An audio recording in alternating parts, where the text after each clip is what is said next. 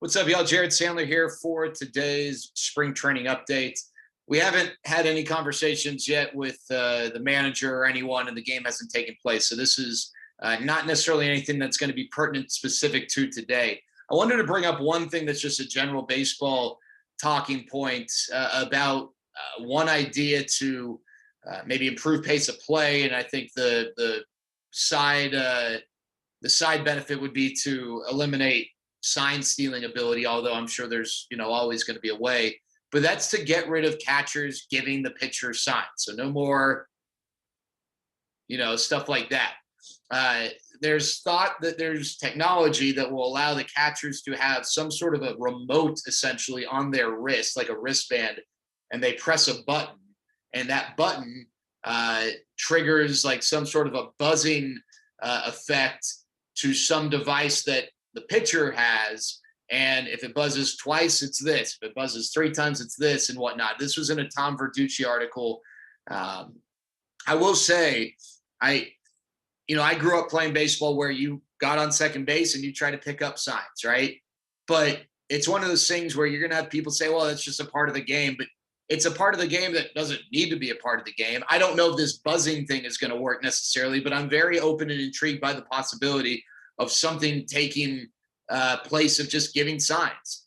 And I think now you're eliminating mound visits because we're not on the same page with signs, or the runner gets on second, so we got to make sure that we know what the indicator is. It could, again, little by little speed things up, especially if there's going to be a 15-second pitch clock. It's a way to make sure that, you're getting everything in on time.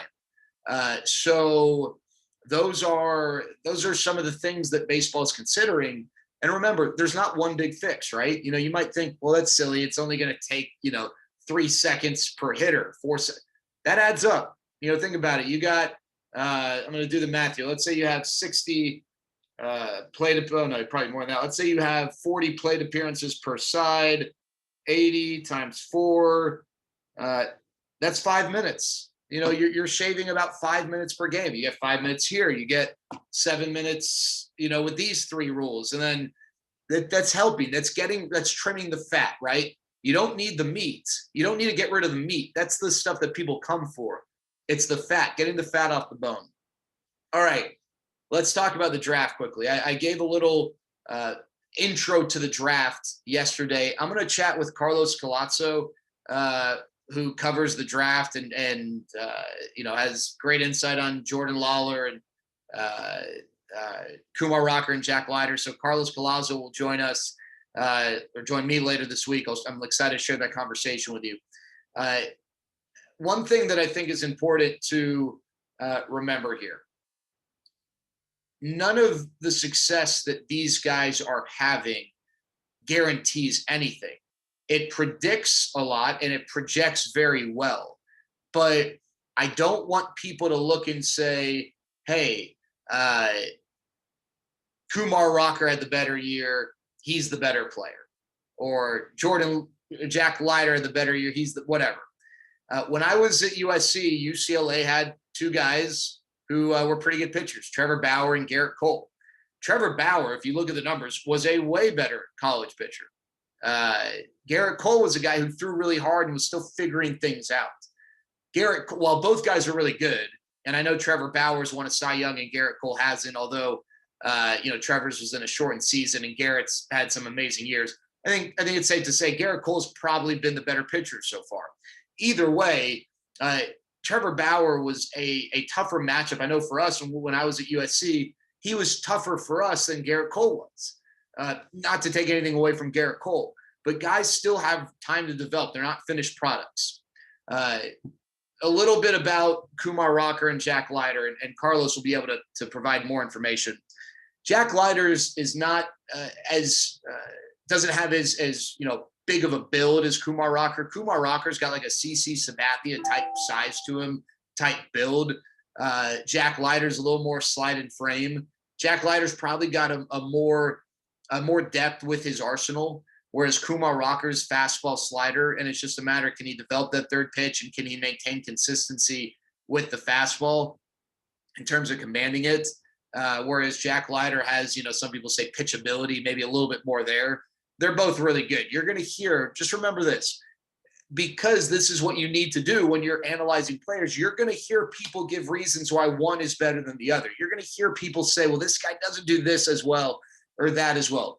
Remember, these guys are getting considered for the first and second overall picks. So don't take a slight for one of them and think it's like a huge, ugly wart. Be smart with how you filter that information. Understand that both these guys are very, very good. And if, the Rangers end up with Jack Leiter and not Kumar Rocker, and you heard, well, Jack Leiter's, he's only 6'1" or whatever, and this and that,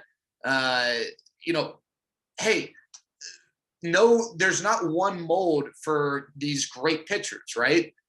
Same with Kumar Rocker. Maybe Kumar Rocker slides to 2, and now you're worried because, well, what's that third pitch? Hey, guys come out of college oftentimes with 2 pitches, and they develop that third. They make it good enough. Just take it all in stride with a grain of salt that these guys are highly valued for a reason, not because they've got warts that make them look like 5th-round picks. All right.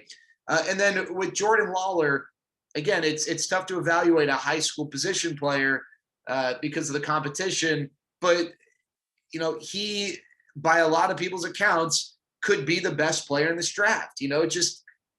You can't compare apples to apples, obviously. And for the Rangers, there's some teams, not just for the Rangers, some teams think, hey, there's less risk in a high school position player, or there's less risk in a high school pitcher or a college pitcher, whatever. That stuff factors into the equation, but there's no one right answer here. And just because the Rangers have had success with this mold or have struggled with that mold shouldn't totally influence or inform this decision, because Jordan Lawler is not impacted by what Kevin Matthews was years ago, or, by Bubba Thompson's path to the big leagues. Like, Jordan Lawler's his own guy. Kumar Rocker is his own guy. Jack Leiter's his own guy. So I'm excited to have more conversations with you guys about that coming up here in a little bit. Also, bullpen stuff, it's wide open. I think there's a really good chance that Hunter Wood makes the team. And there's a really good chance that Brett DeGuss now makes the team.